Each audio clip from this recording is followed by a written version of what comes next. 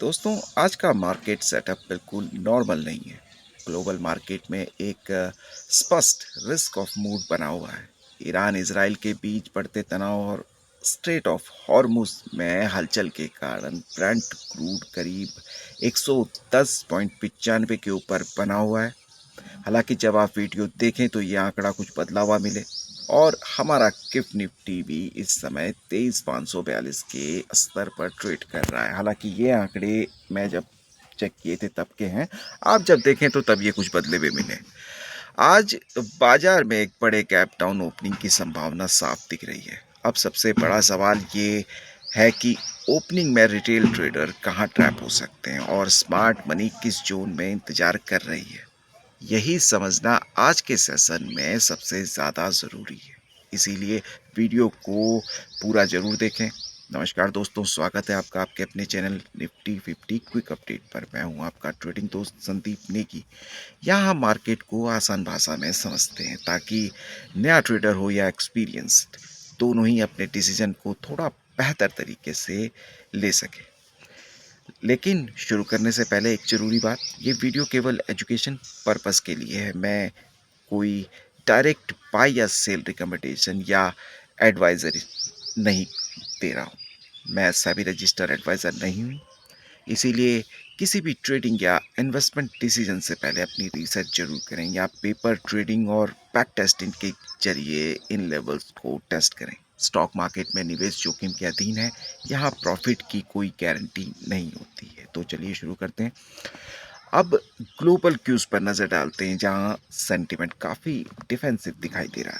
अमेरिकी बाजारों में डाउ जोन्स 537 अंक और नास्डैक 1.54% गिरकर बंद हुए, जबकि एशियाई बाजारों में कॉस्पी आज सुबह 3.22% की भारी कमजोरी दिखा रहा है और निके हैंगसिंग भी करीब 1.6% तक दबाव इनमें देखा जा रहा है। शुक्रवार को हमारा निफ्टी करीब 23,643.50 पर और सेंसेक्स 75,237.99 पर बंद हुए थे। आज सुबह गिफ्ट निफ्टी के 23,542 के स्तर को देखते हुए ओपनिंग में सप्लाई प्रेशर साफ दिखाई दे सकता है। यहाँ ध्यान देने वाली बात यह है कि ओपनिंग गैप अप के बाद पहला मूव हमेशा फाइनल मूव नहीं होता। पहले 15 मिनट मार्केट अपना इंटेल बैलेंस यानी शुरुआती रेंज बनाता है। अगर गैप डाउन ओपनिंग के बाद अर्ली रिकवरी कमजोर रही तो पैनिक करने के बजाय डिसिप्लिन ऑब्जर्वेशन ज़्यादा ज़रूरी होगी। और अगर ओपनिंग लो के नीचे एक लिक्विडिटी स्वीप बनती है तो अचानक एक रीबाउंड या शॉर्ट कवरिंग भी देखने को मिल सकती है। इस समय सबसे बड़ा मैक्रो ट्रिगर क्रूड ऑयल है। ब्रेंट क्रूड 110.95 प्रति बैरल के ऊपर ट्रेड कर रहा है। मिडिल ईस्ट टेंशन के कारण एनर्जी कॉस्ट पर दबाव बना हुआ है। ऐसा माहौल इक्विटीज के लिए आमतौर पर नेगेटिव माना जाता है, क्योंकि इससे इन्फ्लेशन प्रेशर यानी महंगाई और रिस्क प्रीमियम दोनों बढ़ते हैं। इसके साथ ही डॉलर इंडेक्स के 99.39 पर मजबूत होने से हमारा रुपया भी दबाव में है। ये डॉलर के मुकाबले 95.96 के रिकॉर्ड निचले स्तर पर कमजोर हुआ है। इसका असर जो इंपोर्ट डिपेंडेंट सेक्टर पर साफ पड़ सकता है, खासकर एनर्जी, केमिकल और ब्रॉडर रिस्क सेंटिमेंट में। अब जो सेक्टोरल जो एंगल से अगर इसको देखें तो आईटी एक डिफेंसिव पॉकेट बन सकता है। फ्राइडे सेशन में इन्फोसिस प्लस 3.52% और विप्रो प्लस 2.16% के एडीआर ने अच्छी रिलेटिव स्ट्रेंथ दिखाई थी। इसीलिए आईटी में टेम्परेरी सपोर्ट देखने को मिल सकता है। दूसरी तरफ बैंकिंग जैसे आईसीआईसीआई, एचडीएफसी एडीआर डाउन है और मिड कैप पर ज़्यादा कॉशियस ये जो है रहेगा, क्योंकि ब्रॉडर मार्केट में रिस्क ऑफ मूड बना हुआ है। अब स्मार्ट मनी साइड पर आते हैं।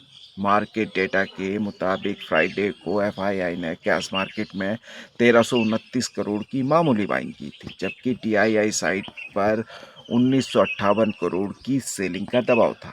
लेकिन डेरिवेटिव्स का सबसे बड़ा इंस्टीट्यूशनल डेटा यहाँ ये है कि एफआईआई का इंडेक्स फ्यूचर में लॉन्ग शॉर्ट रेशियो इस समय केवल 10% से 12% लॉन्ग और 88% से 90% शॉर्ट के दायरे में चल रहा है। यानी विदेशी संस्थागत निवेशक बाजार को लेकर पूरी तरह से जो शॉर्ट हैवी यानी बेयरिश नजरिए बनाए हुए हैं। हालांकि ऊपरी स्तरों पर जो ग्रॉस सेल ज़्यादा होने के कारण रुकावट आई, लेकिन शॉर्ट का अनुपात इतना अधिक है कि इसीलिए यदि बाजार निचले स्तरों पर सपोर्ट लेकर थोड़ी भी तेजी दिखाता है तो एक बहुत तेज शॉर्ट कवरिंग ले ट्रिगर हो सकती है।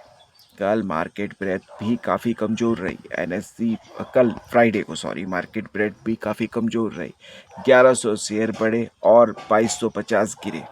रेशियो की बात करें 0.53% साप्ताहिक आधार पर मिड कैप और स्मॉल कैप में ज़्यादा प्रेशर दिखा, जिससे दोनों मुख्य सूचांकों ने वीकली लॉस दर्ज किया है। इसका सीधा मतलब ये है कि मार्केट में पार्टिसिपेशन ब्रॉड नहीं है। ऐसे फेज में इंडेक्स लेवल मूव तेज और फेक दोनों हो सकते हैं। अब चार्ट कॉन्टेक्स्ट और उन लेवल को समझते हैं जहां इंस्टीट्यूशंस के पेंडिंग ऑर्डर्स हो सकते हैं। निफ्टी 50 लेवल की बात करें तो निफ्टी के लिए 23,500 के आसपास का जोन आज एक मुख्य पिवट एरिया की तरह काम करेगा। नीचे की तरफ 23,356 और 23,178 महत्वपूर्ण सपोर्ट जोन रह सकते हैं, जबकि ऊपर की तरफ 23,931 और 24,109 रेजिस्टेंस एरिया की तरह बिहेव करेंगे। अगर ओपनिंग के बाद 23,500 के ऊपर सस्टेन नहीं मिलता तो डाउनसाइड वॉलेटिलिटी बढ़ी हुई रह सकती है। बैंक निफ्टी के लिए बात करें तो क्लोजिंग 53,710 में 53,500 के आसपास का पिवट जोन महत्वपूर्ण रहेगा। नीचे 52,935 एक बेहद अहम सपोर्ट एरिया है और ऊपर 54,485 रेजिस्टेंस एरिया के रूप में वॉच किया जा सकता है। सेंसेक्स के लिए 75,000 का साइकोलॉजिकल एरिया महत्वपूर्ण रहेगा। नीचे 74,300 सपोर्ट बेस की तरह काम कर सकता है।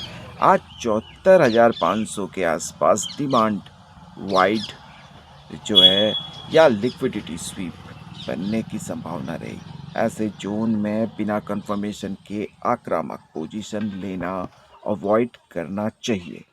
अब लिक्विडिटी ट्रैप जोन की अगर बात करें, आज गैप डाउन देखकर रिटेलर जो पहला कमजोर पुल बैक आएगा उसमें पैनिक में आकर पुट चेज करने की कोशिश करेंगे या बिना कंफर्मेशन के बाय द डिप करेंगे।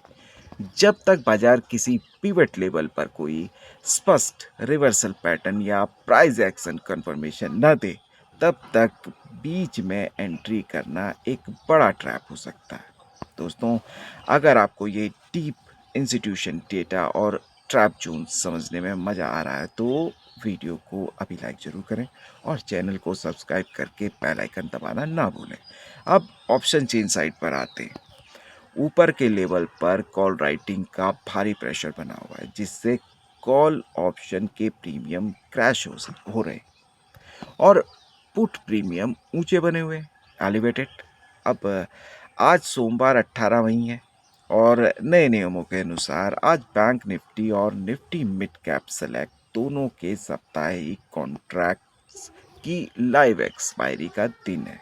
बैंक निफ्टी का मैक्स पेन ऑप्शन डेटा के अनुसार 53,500 से 54,000 के बीच बना हुआ है और इसका पुट कॉल रेशियो पीसीआर की बात करें तो 0.77 है, जो एक बेयरिश अंडरटोन दिखा रहा है।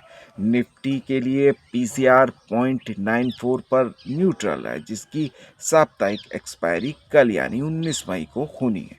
इसीलिए आज एक्सपायरी पोजीशनिंग प्रीमियम टिके और रोल ओवर एक्टिविटी काफ़ी तेज रहेगी। अब एफएनओ पैन लिस्ट पे आते हैं। विप्रो और ये जो Kalyan Jewellers, Adani Enterprises, BEL, RBL Bank और अंबर एंटरप्राइजेस, आप एक बार इन्हें जरूर चेक कीजिएगा दोस्तों। जैसे शेयर बैन लिस्ट में शामिल है, इसीलिए इन स्टॉक में कोई भी नई पोजीशन बनाने से सख्त बचें।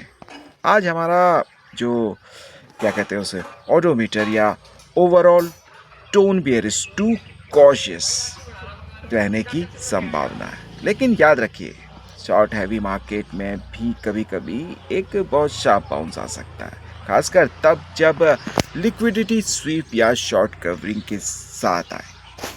अब विक्स की बात करते हैं, 18.79 के आसपास है, जो एलिवेटेड वॉलेटिलिटी का सिग्नल देता है। विक्स ऊपर होने का सिंपल मतलब ये है कि stop loss hit, fake breakdown और जो सडन रिवर्सल की जो फ्रीक्वेंसी है ये बढ़ सकती है। इसीलिए आज अपनी पोजीशनिंग जो साइजिंग को लगभग हाफ 50% रखना बेहतर अप्रोच हो सकती है। अब आज का फोकस कॉन्फिडेंट की बात करें तो क्वांटिटी से ज़्यादा कंफर्मेशन की क्वालिटी पर होना चाहिए। गिरते हुए चाकू को पकड़ने की कोशिश बिल्कुल नहीं करनी है।